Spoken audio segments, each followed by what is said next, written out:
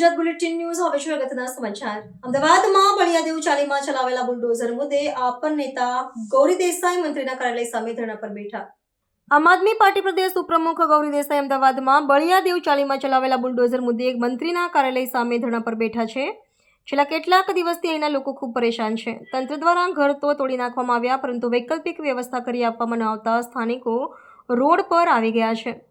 આ મુદ્દે અનેક જગ્યાએ રજૂઆત કરી છે, પરંતુ સરકાર તરફથી સ્થાનિકોનું કોઈ સાંભળવા તૈયાર નથી। ત્યારે આપ નેતા ગૌરી દેસાઈ પીડિતોની સાથે રહીને ન્યાય મળે તે માટે લડાઈ લડી રહ્યા છે। આ તકે મીડિયા સાથે વાત કરતા આપ નેતા ગૌરી દેસાઈએ જણાવ્યું હતું કે જેમના ઘર તોડવામાં આવે છે તેમની હાલત જુઓ। લોકો પાસે ખાવા પીવાનું નથી, શૌચાલયની મોટી સમસ્યા છે। આ લોકો રોજનું કમાઈને રોજનું ખાવાવાળા છે। અહીંના લોકોએ સ્થાનિક કોર્પોરેટર, ધારાસભ્યો, રાજીવ ભવન સહિત રજૂઆત કરવા માટે એક પણ જગ્યા છોડી નથી, છતાં પણ કોઈ સાંભળવા માટે તૈયાર નથી। ઘર તૂટ્યા બાદ 2 દિવસ ઠંડીમાં રહ્યા અને કંટાળીને અંતે એક જ સ્ત્રી નિવેદના સમજે તેમ માનીને મંત્રી દર્શનાબેન વાઘેલાને ત્યાં રજૂઆત કરવા માટે આવ્યા છે। ધારાસભ્યને અમારી એક જ માંગણી છે કે ખરેખર આ લોકોની લાગણી સમજો। કેટલીક વિધવા મહિલાઓ જે 50 વર્ષથી અહીં વસવાટ કરે છે, તેઓ વીજળી પાણીના બિલ સહિત ટેક્સ પણ ભરે છે। સરકાર તરફથી કોઈ સમયગાળો આપવામાં આવ્યો નથી। લોકોની એક જ માંગ છે કે કોઈ વૈકલ્પિક વ્યવસ્થા કરવામાં આવે। આ લોકો પાકિસ્તાની કે બાંગ્લાદેશી નથી, આ લોકો ભારતના જ નાગરિક છે, ગુજરાતના મતદાતાઓ છે। આમ છતાં પણ આ લોકો સાથે આવું વર્તન કરવામાં આવે છે। આ લોકોને એક જ માંગણી છે કે એમને વૈકલ્પિક વ્યવસ્થા કરી આપવામાં આવે।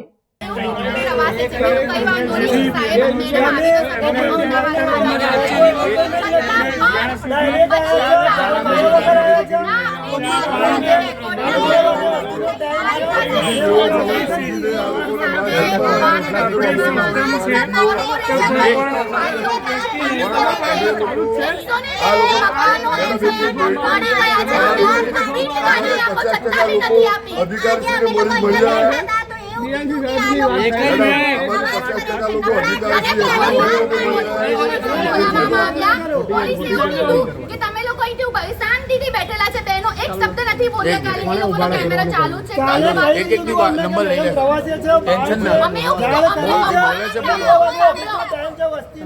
વસ્તી કરી નીકળે છે। આ દુકાન તોડી છે, સાંભળો, આ દુકાન તોડી છે કે વસ્તી હોય, કાર્યાલય છે, જ્યારે દુકાન હોય છે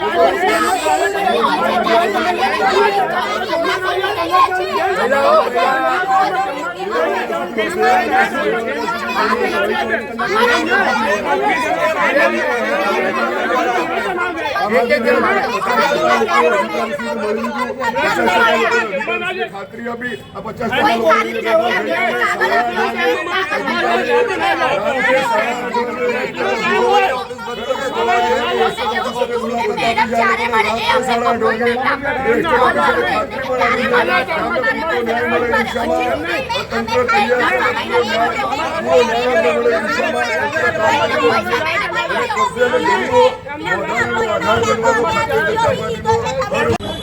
અત્યારે એમની ત્યાં હાલત જોવો તો એ લોકો જ્યાં તોડ્યું છે ને ત્યાં આગળ રોડ ઉપર સુઈ ગયા છે, જે નાની છોકરીઓ છે એ લોકોને એક તો શૌચાલયની એટલી મોટી પ્રોબ્લેમ આવી રહી છે, ખાવાની પણ વ્યવસ્થા નથી, કારણ કે એમને ચૂલો સળગાવવા માટે બી કશું નથી। આ લોકો રોજનું કમાઈને રોજ ખાનારા લોકો છે।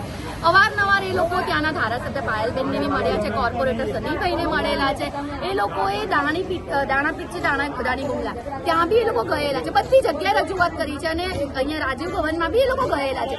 એક એવી જગ્યા નથી છોડી એમને રજૂઆત કરવા માટે, અને કંટાળીને જ્યારે એમનું ઘર તૂટી ગયું 2 દિવસ એ લોકો ઠંડીમાં ઠઠર્યા પછી એ લોકોએ અહીંયા આવવાનું કે ભાઈ અમને દર્શનાબેન એક સ્ત્રી છે અને એ સ્ત્રી જ સ્ત્રીની વેદના સમજી શકે, માટે એ લોકો એમનો સંપર્ક કરવા માટે અહીંયા આવ્યા। એમના પીએ સાથે વાત કરી, અમારી એક જ માંગણી છે એમના સાથે કે ભાઈ દર્શનાબેન આવે, સમજે, ખરેખર રિયાલિટી સમજે। કેટલા બહેનો તો એવા છે કે વિધવા છે અને 50 વર્ષથી ત્યાં રહી રહ્યા છે, એ લોકો લાઇટ બિલ ભરે છે, વેરા બિલ ભરે છે, બધું જ એમની પાસે ડોક્યુમેન્ટ છે, પણ તો એમને એક છે કે જ્યાં સુધી ભલે તમે અલોટમેન્ટ કરો વર્ષે, કારણ કે કોઈ ટાઈમ પીરિયડ સરકાર તરફથી નથી આપવા મળતું, તો ત્યાં સુધી વૈકલ્પિક વ્યવસ્થા તો કરી દો।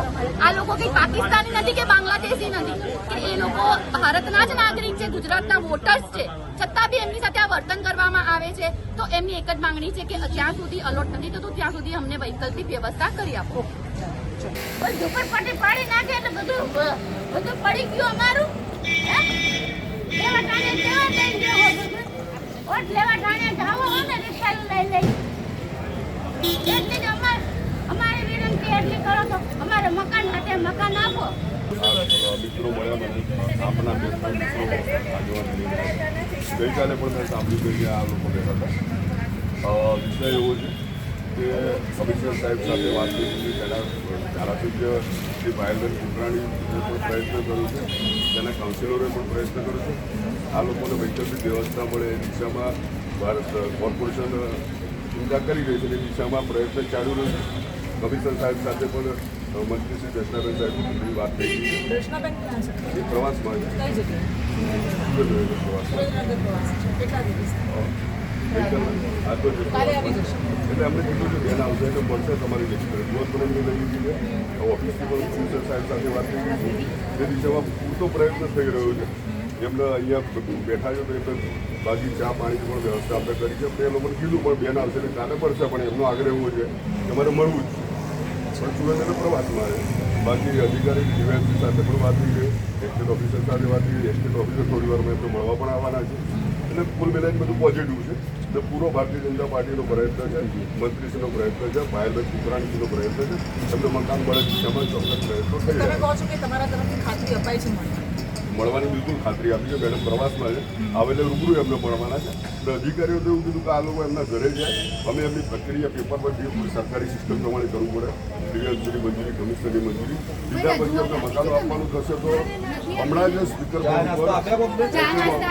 એસ્ટેટ ઓફિસ પૂછ્યું બધાને બધું